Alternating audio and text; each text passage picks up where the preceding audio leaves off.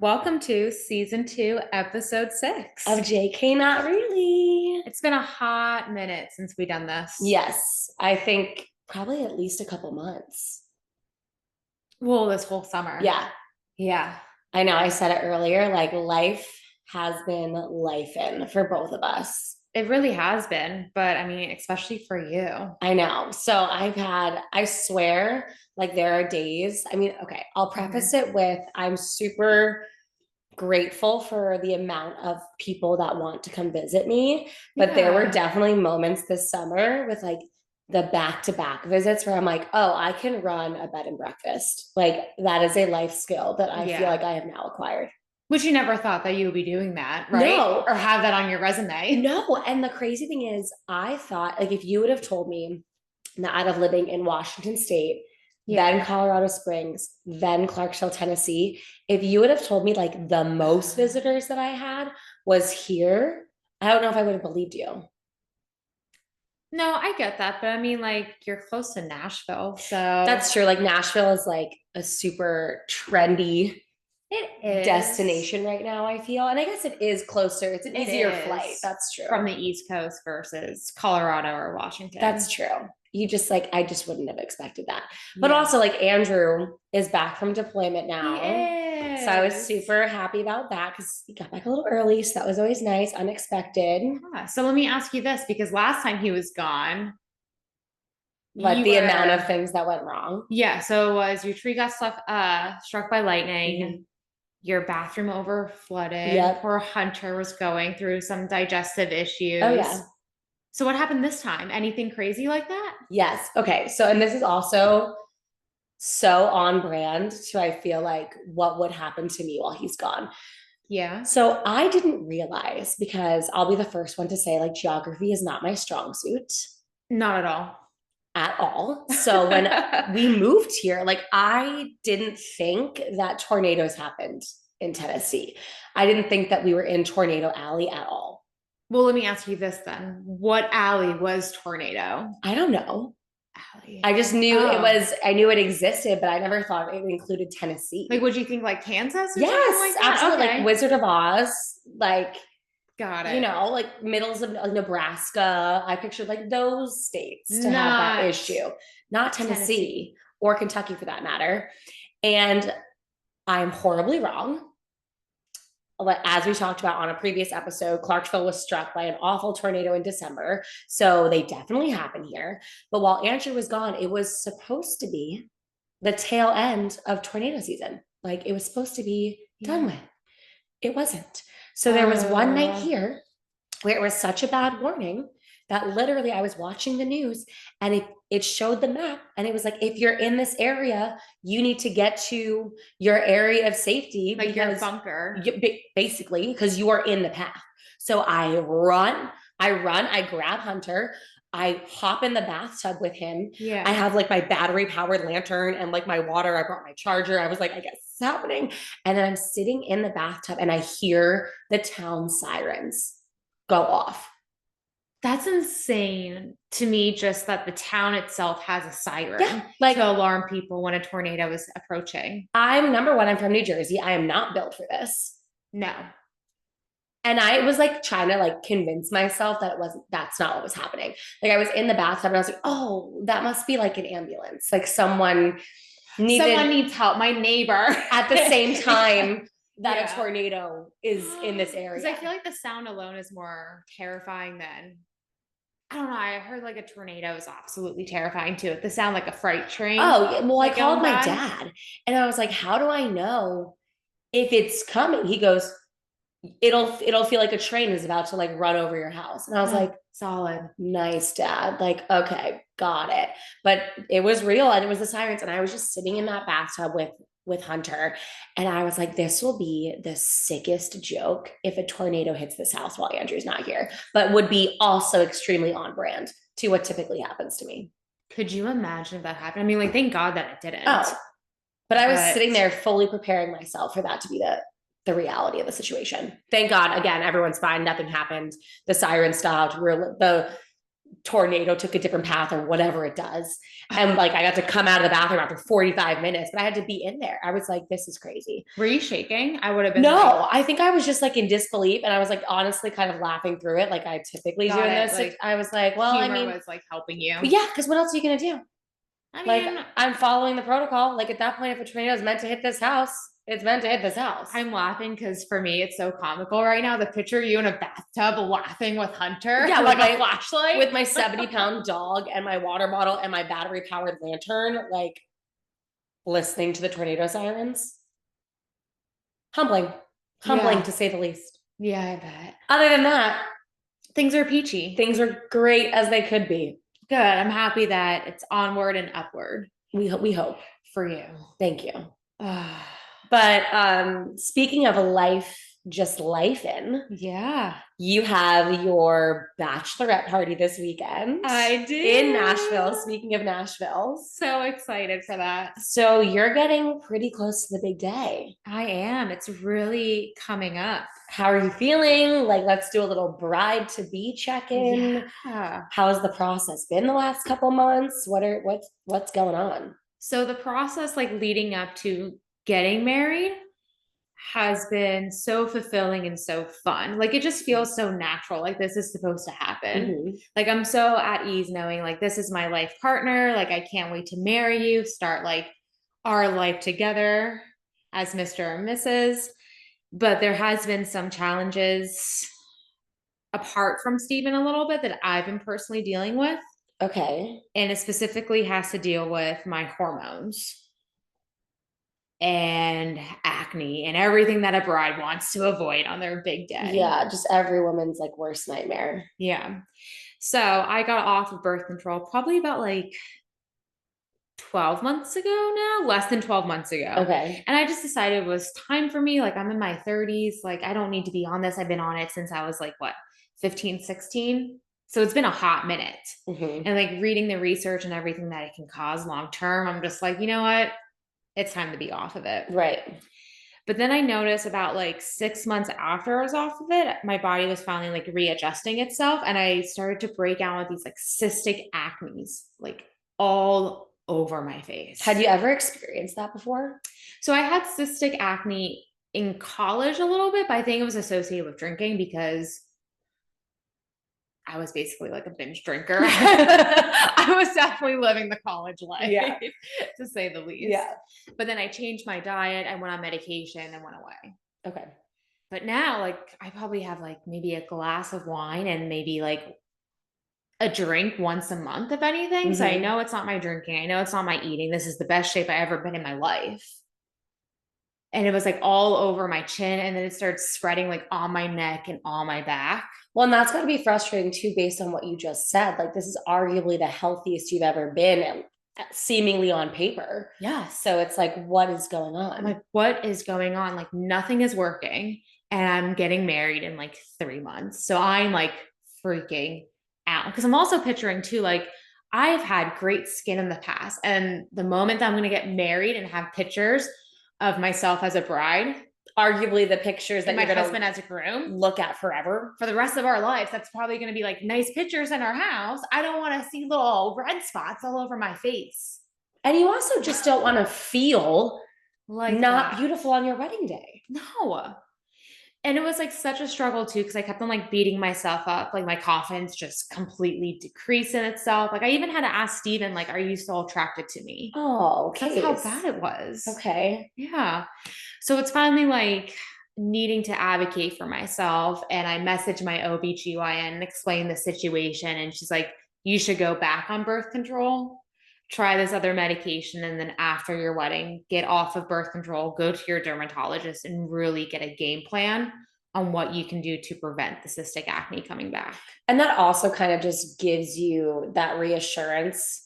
Like, I know that in an ideal situation, you didn't want to get back on the pill, but it's kind of like you also don't want to be feeling all those feelings on your wedding day. So this is just like what you need to do to get through it. And then you won't have that pressure.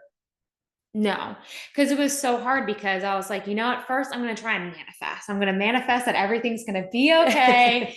this medication that I'm taking is going to be okay. I don't need to go back on birth control. I don't want to restart. And like trying to bet on myself and to know that everything will work out the way that it's supposed to. But it's so hard to do that when you feel like everything else is crashing. And you just look at yourself in the mirror and you don't love what you see.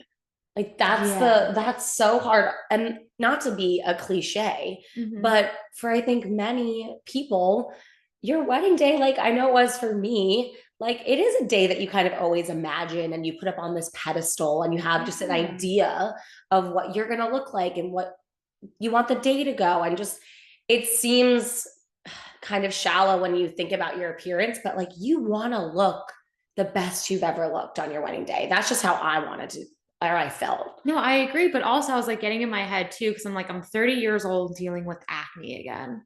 Like, I never dealt with this in high school. And it was at the end of my college degree that I was seeing the cystic acne. So I felt like shame too to be dealing with acne at 30 years and not be a teenager. And like, I'm not a teenager. I just got off my birth control. Yeah, that could be a lot to go through too. Yeah. And it was also like shame too, a little bit that like my body's not doing what it's supposed to do. And now I need to go back on birth control. It was a little odd. Yeah, I could see that because you didn't think it would be the temporary fix that you were looking for or hoping for. But I do think it was the right decision to at least get you to the wedding day, because you wouldn't want to be dealing with that. No. So I think like that's what has causing like a lot of stress and anxiety, and just knowing that things will work out, just might not be like in this exact moment or day you might not find a solution, and that is so hard for me. Right. And I mean, it's not to say that your manifesting failed. It just wasn't the result that you thought it would be. I mean, I don't know. I did manifest I want to look my best and I won't have acne. Now I'm on birth control. I'm on like another medication to help. So maybe I did. Maybe it just wasn't ASAP that I wanted. Right. It wasn't just that immediate next day fix that like in a perfect world we would all want. Yeah. So I mean, like, how do you sit with your anxiety and knowing that you can't do anything about it and you just have to be like, you know what? It's okay. I got this mentality. This reminds me of an advice that I got from you one time. Oh, I know you're going to like love this for you, and you should. So I think one time I was having a really anxious day or week and I was talking to you about it. And I think you just told me like, rely on the facts and call out the thoughts for what they are. Like say it out loud. Like I've kind of gotten better at being like, that's an intrusive thought. That is your anxiety. That's a thought that's meant to scare you. It's not real. It's not who you are. It's based in fear. Like I kind of have a set of phrases that when I'm getting, or I feel myself kind of not having as much control over my anxiety or over where my mind goes, I'm almost like calling out my anxiety in a sense. And I've also gotten better at really realizing that a lot of my anxiety is connected to my cycle, and just being more aware of, okay, wait a minute, what day of the calendar is it? Where am I in my cycle? What phase am I in? And then looking at what side effects or hormonal changes could be associated with that. And that was a game changer for me, because that is something that is a visual, like scientific fact. Like it's very reassuring in that sense. It's tangible too. Like you can see something right there. Which for me is huge, because anxiety is the least tangible thing for me. Especially when I'm like really in it, I feel like I just can't grasp for control. Which is very hard for me, because I very much, I am a control freak. Same. I mean, I think it would be very hard to find a teacher that isn't a control freak. Like we all are. And, I'm very open about that. So for me, as I've gotten older, looking at my cycle, having those thoughts that I say out loud, I verbalize them. That's really helped me more recently. I would say probably only in the last 6 months or so. That wasn't like a thing that I've been doing for over a year or anything. So I need to listen to my own advice. I got it. It's so hard to listen to your own advice though. Right. If I didn't tell you that I got that from you and I just said it, do you think it would have been easier for you to believe? I hate that you just asked me that because like right away I want to say yes. Yeah. 100%. I'm like, oh my God, psychologically, like, yeah, that makes sense. I understand that. Oh my gosh. And be like, I fucking said that. But the fact that I got it from you is like, yeah. it makes it, that's imposter syndrome though. 100%. Oh, I know. Yeah. I I mean, live I by get it all that. the time too. I know. It's like my alter ego, Yeah. imposter syndrome. Oh yeah. I feel Yeah. that all the time. Yeah. It's so hard to beat. Yeah. So, I mean, just like calling it out for what it is, really talking to yourself out loud. Like, is this like realistic or, yeah. And more often than Thoughts. not, I can honestly say the last few times I've felt that anxiety. Mm-hmm. And a lot of times it happens more so definitely when Andrew's deployed. Oh, I think you yeah. just have more No. time to sit with your thoughts. I think teachers in the summer, we almost have too much time sometimes. And then, of course, when the school year is in full swing, I kick myself for even uttering those words. Yeah. Because I'm like, why were you complaining about having too much time to yourself? But yeah. that's just the reality of the situation. Sometimes no routine, it's almost like when you sit down in a restaurant and you have way too many options on the menu from way too many different types of food. It's like, where do you even begin? No, you need structure too. So yeah, I think the that. last few times when I felt it, that's what's really helped me. Got it. That's what I'm gonna have to do then. But it's also betting on yourself too. It's not easy. No, it's not at all. I'm like listening to like we always go back to like gut feeling and like you have this like aha moment from time to time. Mm-hmm. And I know that you just had one too I recently. did. So I think probably around like May, so a few months ago. Yeah. It was leading up to my yearly gynecology appointment. Lovely. Love those. And I know, just the best day of the year. And the previous year, I was asked, are you guys thinking about starting a family anytime soon? And I said, maybe in 1 to 2 years. Like I can confidently say, like, not now. And she was like, okay, no pressure. Just like make sure you voice that whenever you do feel that at one of these appointments. And I said, okay, great. This past May, when it was leading up to that appointment, I was like, I'm starting to picture it now. Oh. I'm starting to just, I can envision that. I can envision our weekends and our day-to-day lives being filled with our child, and our lives aren't about just us anymore. Yeah. And that was the first time, because we're married 6 years in August, like a month away. 6 years. Mm-hmm. So that was the first time in almost 6 years that, again, it was kind of that tangible thought.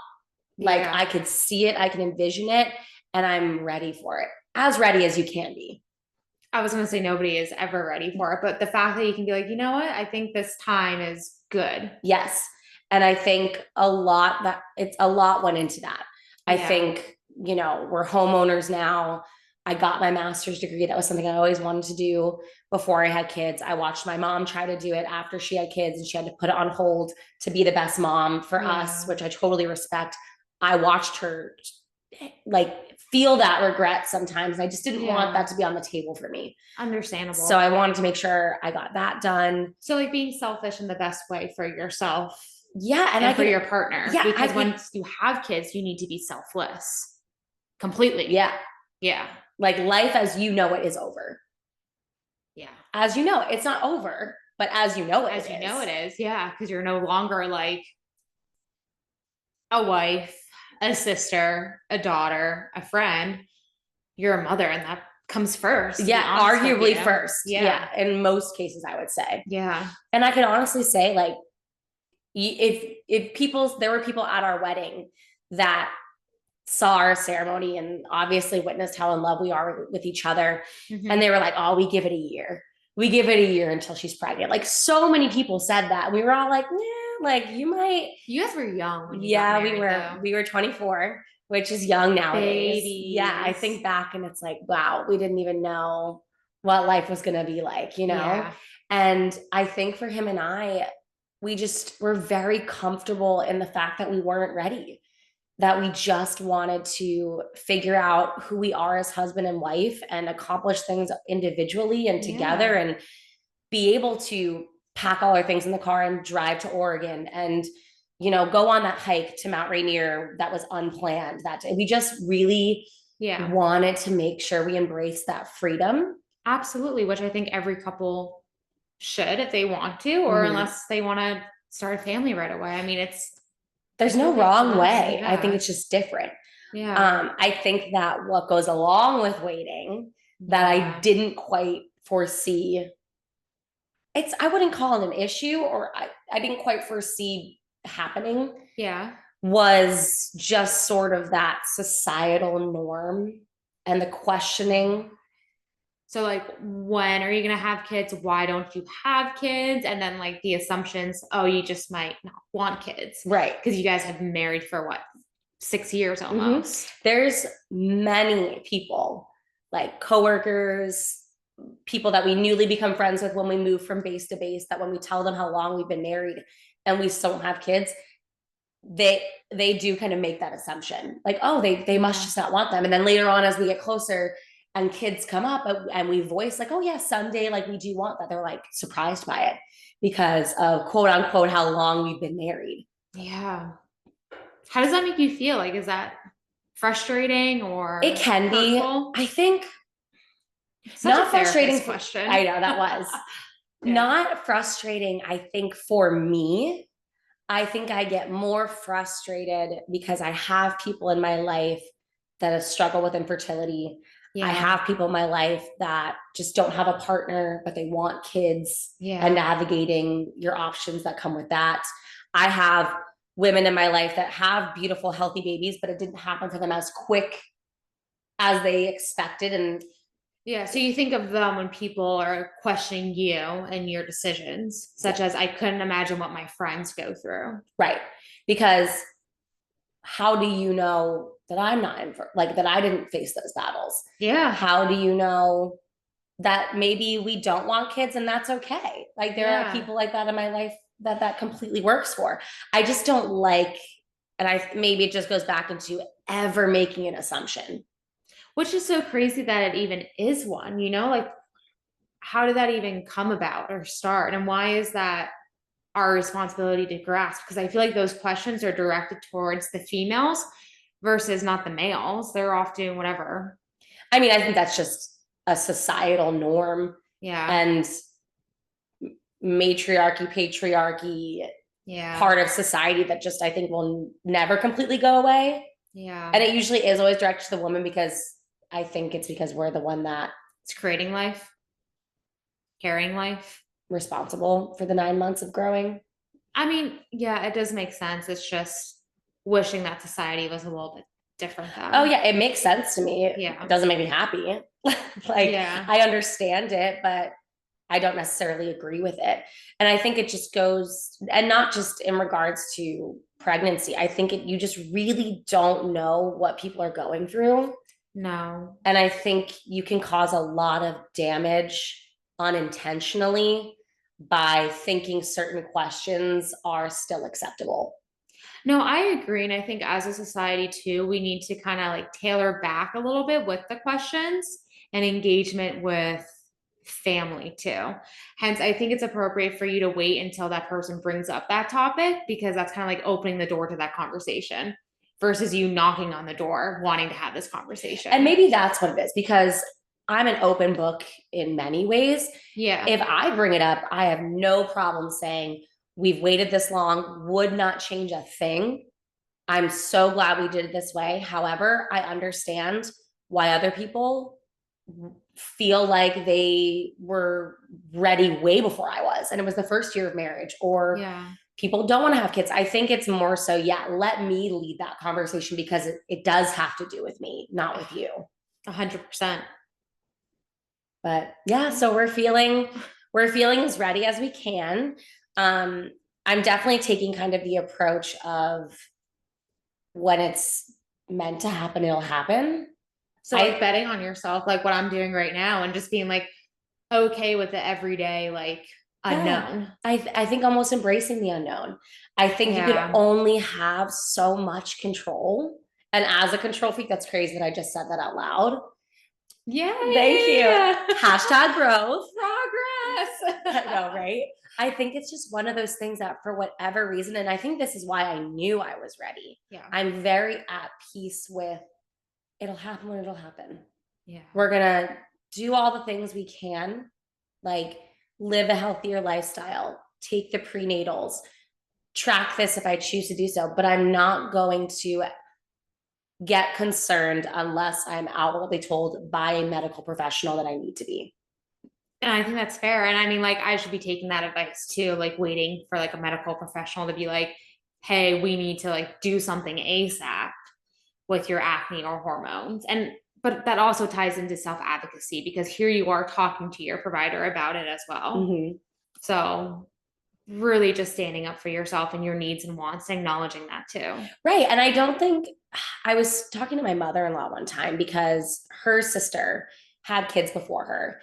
And I was kind of just like, when did you know?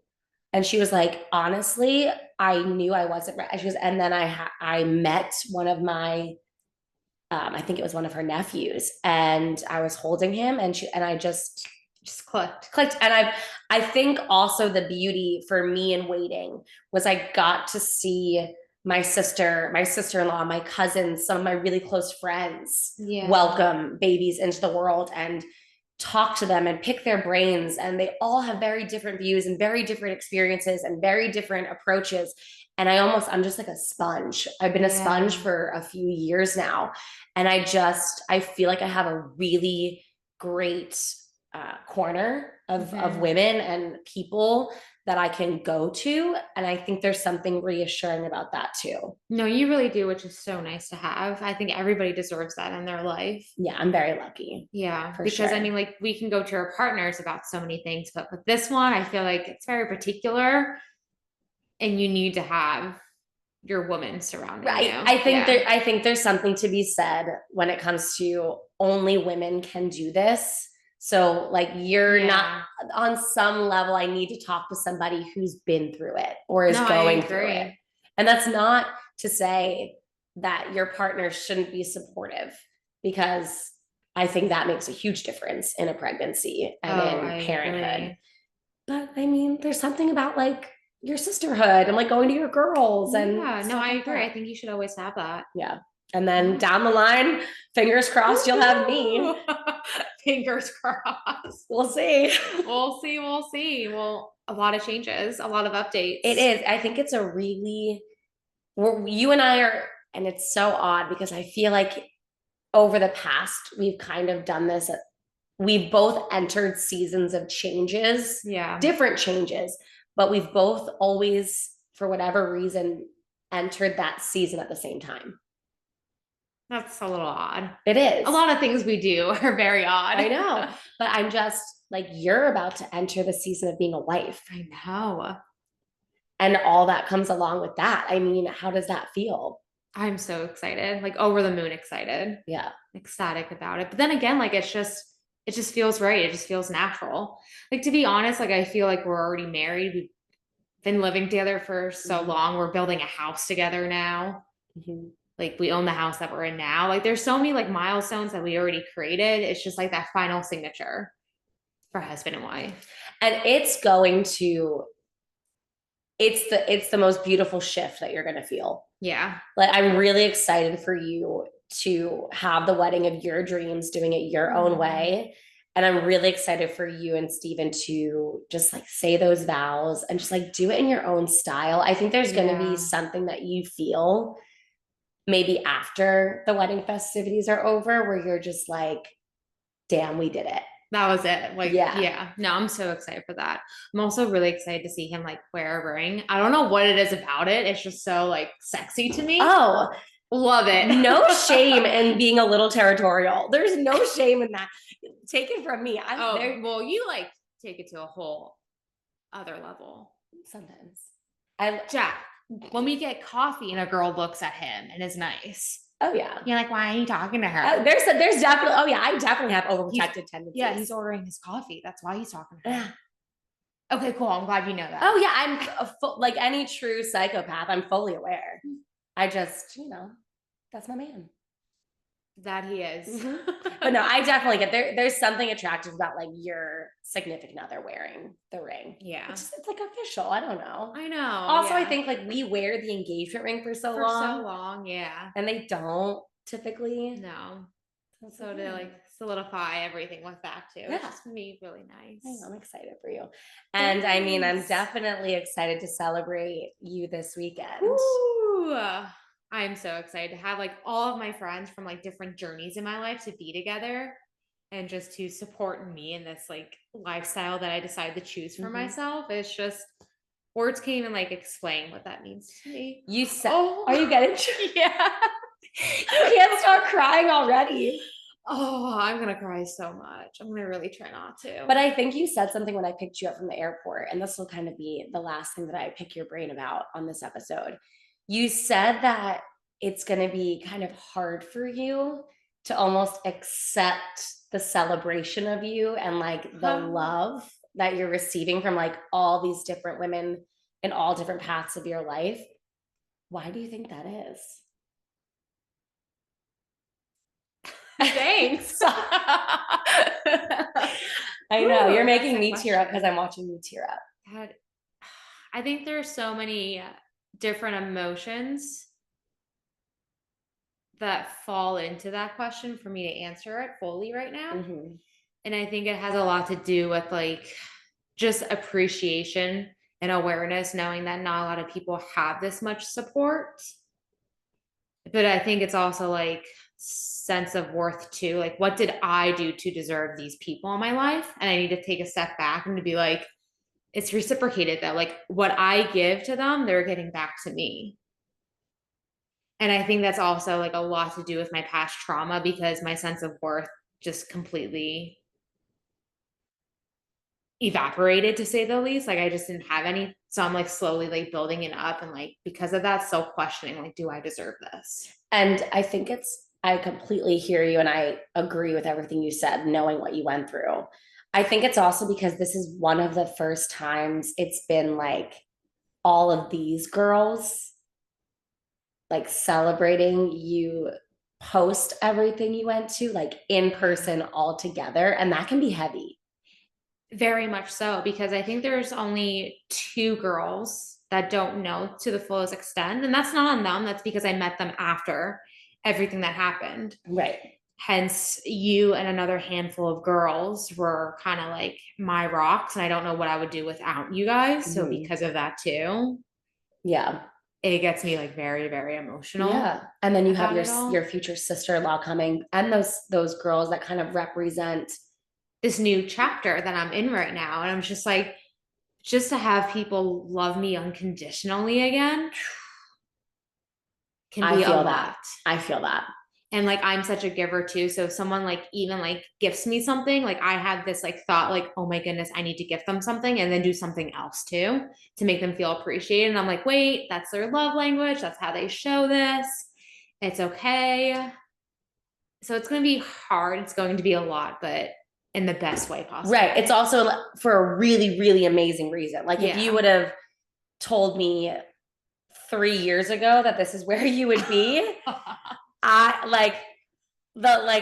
think I saw a glimmer at the light at the end of the tunnel sometimes. It was kind of faint for a while. Like I knew we were going to get there and you were going to get there. But it's just, I think that's also, it's more than just a bachelorette party in my, like, no, when I view it, I'm just like, oh, like she made it through. She found her soulmate and she did it. Well, like, I wasn't going to do it and you convinced me to do it. Yes, for that reason, because you deserve to be celebrated. Which is still like such a weird concept to hear. And it's so odd too, because pre-trauma, I was all about celebrating myself and knowing myself and loving myself. Post, I'm slowly getting back there, but it's still really hard. And I think that arguably ties into, again, betting on yourself. I think it's really, really hard to accept love unconditionally sometimes. And from yourself. Right. And we're going to dive into that more in the next one. That we are. So stay tuned. Thanks for listening, guys. We'll see you in the next one. Bye.